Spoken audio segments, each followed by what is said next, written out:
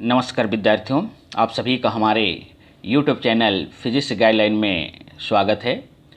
आज हम इस फिजिक्स गाइडलाइन में आपसे चर्चा करेंगे कक्षा 12वीं भौतिकी इकाई 4 अर्थात अध्याय 5 चुंबकत्व एवं चुंबकीय पदार्थों के गुण। इस अध्याय से एक बहुत ही महत्वपूर्ण टॉपिक चुंबकीय ध्रुवों के लिए कूलॉम के व्युत्क्रमण नियम पर आज हम इसमें अध्ययन करेंगे। विद्यार्थियों, आपसे निवेदन है कि यदि आपने हमारे YouTube चैनल फिजिक्स गाइडलाइन को सब्सक्राइब नहीं किया है तो सब्सक्राइब कीजिएगा और लाइक कीजिएगा, क्योंकि आपके सब्सक्राइब करने से, लाइक करने से हमें नए नए टॉपिक पर वीडियो बनाने के लिए प्रेरणा मिलती है। और इस वीडियो को आप शुरू से अंत तक अवश्य देखिएगा। विद्यार्थियों, इसके पहले आपने इसी चैप्टर में आपने पढ़ा है कि किन्हीं भी चुंबक के जो सजातीय ध्रुव होते हैं उनके बीच प्रतिकर्षण बल लगता है और विजातीय ध्रुवों के बीच आकर्षण बल लगता है।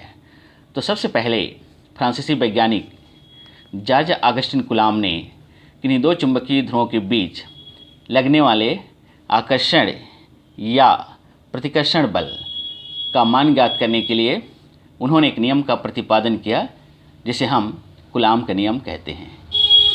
और यह कूलॉम के नियम को हम कथन के रूप में लिखें तो हम यह लिख सकते हैं कि किन्हीं भी दो चुंबकीय ध्रुवों के मध्य लगने वाले बल उन दोनों चुंबकीय ध्रुवों के ध्रुव प्राबल्यों के गुणनफल के अनुक्रमानुपाती तथा उनके बीच की दूरी के वर्ग के व्युत्क्रमानुपाती होता है। यह कूलॉम के नियम का कथन है। विद्यार्थियों, हम इस कूलॉम के नियम के कथन को गणितीय रूप में सिद्ध करेंगे। इसके लिए आप इस चित्र पर ध्यान दीजिएगा कि मान लेते हैं इस चित्र के अनुसार M1 एवं M2 ध्रुव प्राबल्य के दो चुंबकीय ध्रुव एक दूसरे से d दूरी पर स्थित हैं और यदि उनके बीच लगने वाला बल F हो तो कूलॉम के नियम से हम लिख सकते हैं F अनुक्रमानुपाती M1 M2 तथा F व्युत्क्रमानुपाती 1/d का स्क्वायर। अब इन्हीं दोनों नियमों को हम एक साथ मिलाकर लिखें तो यह नियम हमें इस प्रकार से प्राप्त होगा कि F अनुक्रमानुपाती M1 M2/d का स्क्वायर। और आप ये भी जानते हैं कि यदि हम किसी अनुक्रमानुपाती के चिन्ह को हटाते हैं तो एक नियत राशि आती है जिसे हम नियतांक के रूप में प्रयोग करते हैं और इसमें हमने नियतांक रूप में स्मॉल k का प्रयोग किया है, जिसे हम समीकरण नंबर 1 देते हैं, जहां k एक अनुपातिक नियतांक है जिसका मान मापन की पद्धति पर निर्भर करता है, साथ साथ ये माध्यम पर भी निर्भर करता है।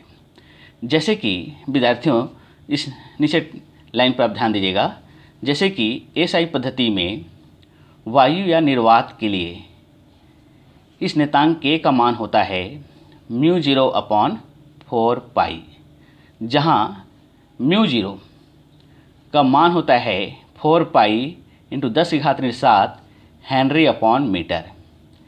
और इस μ0 को हम वायु या निर्वात के लिए निरपेक्ष चुंबकीयशीलता कहते हैं।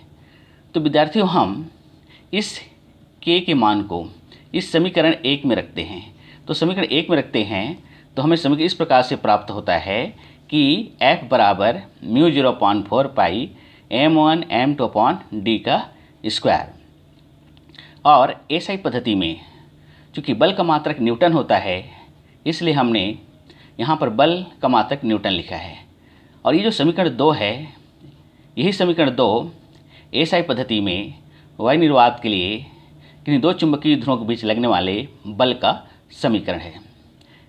हम इसी समीकरण 2 को इस प्रकार से भी लिख सकते हैं कि यदि हम समीकरण 2 में इस μ0 की जगह में 4π × 10⁻⁷ हेनरी/मीटर रखें तो हमें समीकरण इस प्रकार से प्राप्त होगा, जिसमें हम इस 4π से 4π को कैंसिल कर देते हैं तो हमें समीकरण प्राप्त होगा F बराबर 10⁻⁷ M1 M2/d का स्क्वायर न्यूटन।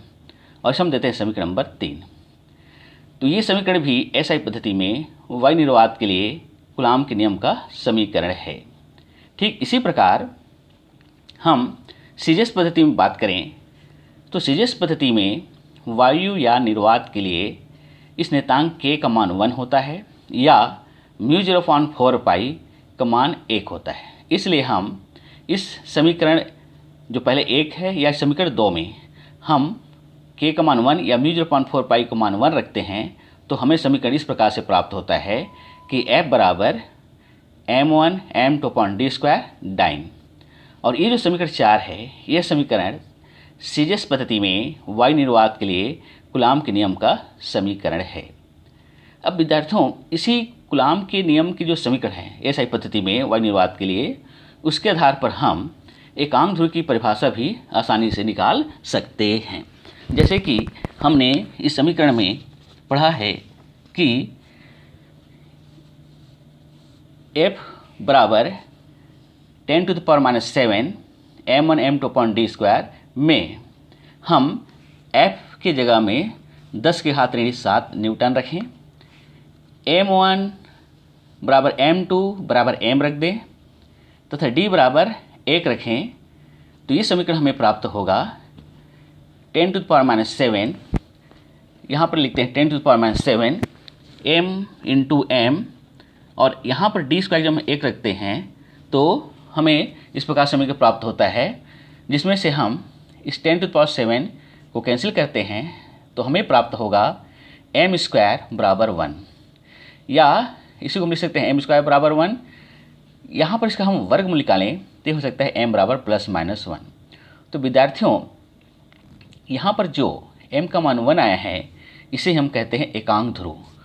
तो इसके आधार पर हम एकांक ध्रुव की परिभाषा बहुत आसानी से बना सकते हैं। जैसे कि हमने यहाँ पर m1 बराबर m2 बराबर m लिया, इसका मतलब हो गया ये सजातीय ध्रुव। ये सजातीय ध्रुव एक दूसरे से कितनी दूरी पर रखे गए हैं, 1 मीटर की दूरी पर रखे गए हैं, जिनके बीच जो प्रतिकर्षण बल लगता है वो कितना है 10⁻⁷। अतः इस आधार पर हम एकांक ध्रुव की परिभाषा बता सकते हैं कि यदि दो सजातीय ध्रुव वायु या निर्वात में एक दूसरे से 1 मीटर की दूरी पर स्थित होते हैं और वे एक दूसरे को 10⁻⁷ न्यूटन बल से प्रतिकर्षित करते हैं तो ऐसा प्रत्येक ध्रुव एकांक ध्रुव कहलाता है। तो विद्यार्थियों ये जो प्रश्न हैं अधिकांश राज्यों के बोर्ड परीक्षाओं में सामान्यतः 4 नंबर के अंक प्रश्न में पूछे जाते हैं। तो आप इस वीडियो को शुरू से अंत तक एक बार अवश्य देख लीजिएगा और मैं इस नोट्स को एक बार पुनः शुरू से अंत तक दिखाता हूं ताकि आप इसे आसानी से नोट कर सकते हैं। तो विद्यार्थियों मैं आपको इस चुंबक कूलाम के वितरण नियम के नोट्स को शुरू से अंत तक पुनः दिखा रहा हूं। आप इसे अच्छे से देख करके आप अच्छे से नोट्स बना सकते हैं और अपने स्कूल में होने वाली परीक्षाओं के लिए बहुत अच्छे से आप तैयारी कर सकते हैं। विद्यार्थियों यदि आपको हमारा ये वीडियो अच्छा लगता है तो आप लाइक कीजिएगा, अपने दोस्तों को शेयर कीजिएगा, कमेंट बॉक्स में अपना कमेंट से भी लिखिएगा और हमारे चैनल को अवश्य सब्सक्राइब कीजिएगा। तो विद्यार्थियों फिर हम आपसे अगले वीडियो में पुनः मिलते हैं। तब तक के लिए आप सभी को जय भारत, जय हिंद।